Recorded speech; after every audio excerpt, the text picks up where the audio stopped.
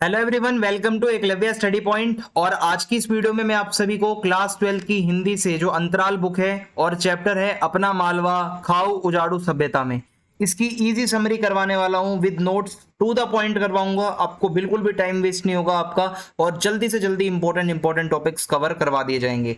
तो उससे पहले आपको बता दूं कि अगर आपकी कोई क्वेरी हो तो आप मुझे इंस्टा पे मैसेज कर सकते हैं। मेरा यूजर नेम आप सभी के सामने लिखा हुआ है।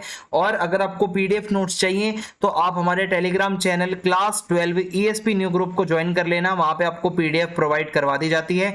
तो चलिए वीडियो को स्टार्ट करते हैं। और अगर मैं आपको बताऊं इंट्रोडक्शन, तो आज का इंट्रोडक्शन है मालवा के बारे में। आज हम पढ़ने वाले हैं मालवा। हमारे इंडिया के मैप में एकदम सेंटर में पड़ता है।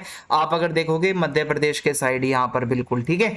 सो यहां पे हम मालवा नाम का जो एक क्षेत्र है उसके बारे में पढ़ेंगे, और वहां का जनजीवन कैसा है, वहां पर लोग कैसे रहते हैं, और जल की समस्या, पर्यावरण की समस्या, ये भी हम इस चैप्टर में पढ़ेंगे।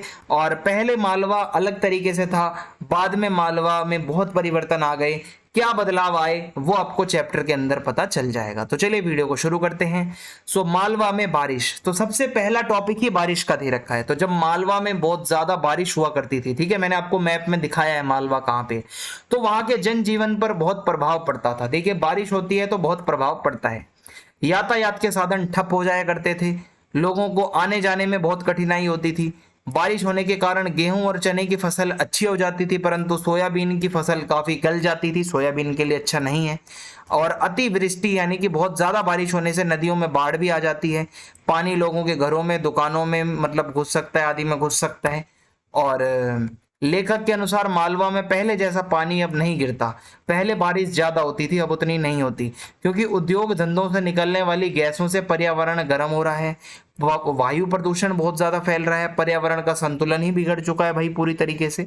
और वर्षा ऋतु पर भी इसका कुप्रभाव पड़ रहा है, यानी कि जो बारिश का जो चक्र होता था, पूरा जो साइकिल है वो खराब हो चुकी है। और मालवा में औसतन वर्षा कम हो गई है, पहले मालवा में बहुत बारिश हुआ करती थी। आज के इंजीनियर पश्चिमी शिक्षा को ही उच्च मानते हैं। आज के जो हमारे वर्तमान में इंजीनियर्स हैं वो मानते हैं वेस्टर्न जो एजुकेशन है वही सबसे बेस्ट है। उनका मानना है कि ज्ञान पश्चिम के रेनेसा के बाद आया, यानी कि आपने पुनर्जागरण काल पढ़ा होगा क्लास 11th में, अगर आपने हिस्ट्री पढ़ी हो कभी। ये एक टाइम था, ठीक है, जब यूरोप के अंदर लोग पढ़ने लिखने लगे थे। तो हमारे आज के इंजीनियर मानते हैं यूरोप जब पढ़ने लिखने लगा था तब हमारे इंडिया में ये सब चीजें नॉलेज आई थी। बट बाबू उनको ये नहीं पता कि हमारा इंडिया विश्व गुरु रह चुका है। जब यूरोप सो रहा था ना, उस टाइम पे हमारा इंडिया भाग रहा था। अगर हम प्राचीन भारत में जाते हैं तो हमारे कई ऋषि मुनि, हमारे यहाँ की संस्कृति, हम कई गुना आगे पहुंच चुके थे। लेकिन इन्हीं यूरोपियंस, इन्हीं अंग्रेजों ने हमारी संस्कृति, हमारी शिक्षा प्रणाली को ठप करके रख दिया जब उनका शासन आया। सो इसी वजह से हमारे इंजीनियर्स की भी गलती नहीं है। इनको बेचारों को सिखाया ही यही गया है कि इंडिया के पास तो नॉलेज ही नहीं थी, हमें तो नॉलेज जो है वो यूरोप वालों से मिली है, ठीक है। सो भारतीय संस्कृति, हमारी सभ्यता का इतिहास मतलब पता ही नहीं है उनको कि हमारे भारत की संस्कृति क्या थी। तो वो इंजीनियर खुद को ही सबसे अच्छा समझते हैं। वो समझते हैं हमें ही वाटर मैनेजमेंट आता है, पानी मैनेज करना।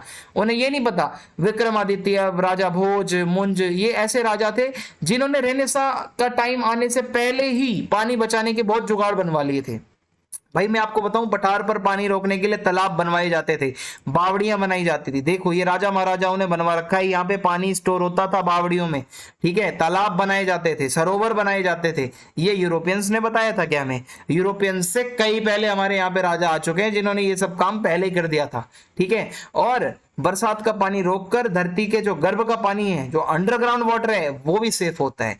हमारे इंजीनियरों ने तालाब और बावड़ियों को बेकार समझकर उन्हें कीचड़ से भर जाने दिया। हमें यहाँ पे जो ये बावड़ियां हैं, हम इनको कुछ समझते ही नहीं है। ये एक टाइम पे बहुत ज्यादा अच्छा वो होता था कि मतलब पानी बचाने का। नवरात्रि की पहली सुबह मालवा में घट स्थापना होती है, और लोग अपने गोबर से अपने घर के आंगन को लेपा करते थे, कुछ इस तरीके से आपने भी देखा होगा। और माना जी के ओटले को रंगोली से सजाना, ये सब कुछ वहां का क्षेत्रीय कुछ मतलब पूजते होंगे माना जी को। और बहुत लोग सज धज कर त्योहार मनाते थे नवरात्रि के पहली सुबह। और इन दिनों में वर्षा ऋतु ऑलमोस्ट समाप्त हो जाती है, मौसम साफ हो जाया करता था पहले के जमाने में जब नवरात्रि तक आते थे हम। सो अब क्या है कि लेखक हैरान है कि इस समय भी बादल गरज रहे थे और बरसने के पूरे आसार हैं। तो ये तो गलत बात है, बिन मौसम बारिश होगी तो फसल खराब करेगी। ओंकारेश्वर पे नर्मदा बांध बन रहा था। अब नदी है नर्मदा, उस पे बांध बनेगा कुछ ऐसा, तो कितना कंक्रीट, कितना सीमेंट नदी के पानी में जाएगा, कितना पानी प्रदूषित होगा, कितने जल जीवन के जो जीव हैं वो नष्ट हो जाएंगे। तो भाई दिक्कत तो है यहाँ पे पर्यावरण की, कंक्रीट सीमेंट सब जाएगा पानी में। तो नदी के वेग में बांध से रुकावट आ गई, जिसके कारण नदी तिनफिन करती बह रही है, मानो बांध बनने से चिढ़ रही हो। यानी कि नदी बहुत तेज उफान से बह रही है, बांध भी बनाना मुश्किल हो रहा है। तो बांध के निर्माण में लगी मशीनें और ट्रक गुर्राते हुए से प्रतीत हो रहे हैं। जो मशीनें काम कर रही है, लग रहा है वो नदी के ऊपर गुर्रा रहे हैं। It's kind of harassment to the environment, आप पर्यावरण को दिक्कत दे रहे हो। फिर है वर्तमान युग। आज का जो युग है वो औद्योगिक विकास का युग है ना। हम अपनी टेक्नोलॉजी को बढ़ा रहे हैं, उद्योगों को बढ़ा रहे हैं। नदियां गंदे नाले बन चुकी हैं। जो एक टाइम पे लोग नदियों का पानी डायरेक्ट पी लिया करते थे, आज वो नदियों में नाले बह रहे हैं। यमुना नदी एग्जाम्पल। लोगों द्वारा कूड़ा करकट नदियों में बहाया जाता है। कल कारखाने, फैक्ट्रियों में से उद्योगों का जो कचरा होता है, केमिकल्स होते हैं, सब नदियों में बहा दिए जाते हैं। पूजा की सामग्री लोग भाई जय गंगे माँ और उठा के पूरी सामग्री, कूड़ा करकट जो भी बाकी चीजें भी होती हैं, पैकेट वैकेट सब फेंक देते हैं नदी में। भाई ये आप क्या गंगा माँ को आप ये यही दे रहे हो बदले में? मतलब ये क्या है? आपको गंगा माँ की पूजा करनी चाहिए, उसको स्वच्छ रखना चाहिए। यमुना माँ है, गंगा माँ है। आप नदियों को माँ समझते तो कभी भी उसमें कचरा नहीं डालते, ठीक है। लेकिन हमने इतने मॉडर्न हो चुके हैं कि हम नदियों को माँ तो छोड़ो, हम उसमें पता नहीं क्या क्या डाल रहे हैं, ठीक है। आप देखोगे ना, बड़े बड़े नाले जाकर नदियों से मिल जाते हैं, तो इट्स रॉन्ग। इन सभी कारणों से नदियां जो है वो सड़े नालों में बदल रही हैं। शिप्रा नदी, चंबल नदी, नर्मदा नदी, चोरल, इन सभी नदियों को विकास की सभ्यता ने गंदे पानी के नालों में बदल दिया है। जो हम विकास कर रहे हैं वो हम नदियों को नालों में बदल रहे हैं। हम जिसे विकास की औद्योगिक सभ्यता मानते हैं वो उजाड़ की अब सभ्यता है। हम अपना विकास नहीं कर रहे हैं, हम उजाड़ रहे हैं मनुष्यों को। आने वाले टाइम पे हमारी धरती बंजर हो जाएगी कुछ इस तरीके से। और आधुनिक औद्योगिक विकास ने हमें प्रकृति से काट दिया है। प्रकृति का हम सोचते ही कुछ नहीं है भाई। और अगर मैं आपको बताऊं, हमारी नदी नाले सूख गए हैं, पर्यावरण प्रदूषित हो गया है बहुत ज्यादा। विकास की औद्योगिक सभ्यता वास्तव में उजाड़ की सभ्यता है, ठीक है। यह खाऊ उजाड़ू सभ्यता हमने कहाँ से सीखा ये सब करना, प्रकृति के बारे में ना सोचना। वरना हम तो प्रकृति की पूजा करने वालों में से हैं जी। हम तो मतलब प्राचीन भारत में जाओ तो हमारे यहाँ पे पीपल के पेड़ की पूजा होती है। हम तो प्रकृति को देवता मानते हैं, मातृ देवी होती है हमारे यहाँ पे। लेकिन ये अंग्रेज, ये तो अपनी फैक्ट्रियों का धुआं जैसे निकालते थे, यही हमने भी ये संस्कृति अपना ली है। हमने भी प्रकृति माँ को भूल गए हैं और हम प्रकृति को नष्ट करे जा रहे हैं। वे अपनी इस पद्धति को बदलना नहीं चाहते और वातावरण को वो लगातार गर्म कर ही रहे हैं ग्रीन हाउस गैसेस से। जो ये गैसें निकलती हैं, इसको ग्रीन हाउस गैस कहते हैं, जो हमारे पर्यावरण का टेम्परेचर बढ़ा रही है। फिर भी वो अपनी जीवन पद्धति, लाइफस्टाइल को लोग बदलना नहीं चाह रहे। जैसा है चलन दो, ऐसा चल रहा है भाई, चलने दो। इन गैसों द्वारा तापमान बढ़ता है, समुद्रों का पानी गर्म होता है, धरती के जो ध्रुव होते हैं, जो नॉर्थ पोल साउथ पोल के जो बर्फ जमी हुई है वो पिघलती हैं। मौसम का चक्कर बदल गया है, गर्मी बहुत ज्यादा हो रही है, सर्दी में गर्मी पड़ रही है, गर्मी में बारिश हो रही है, बारिश में गर्मी हो रही है। यानी कि पूरा चक्र बिगड़ चुका है।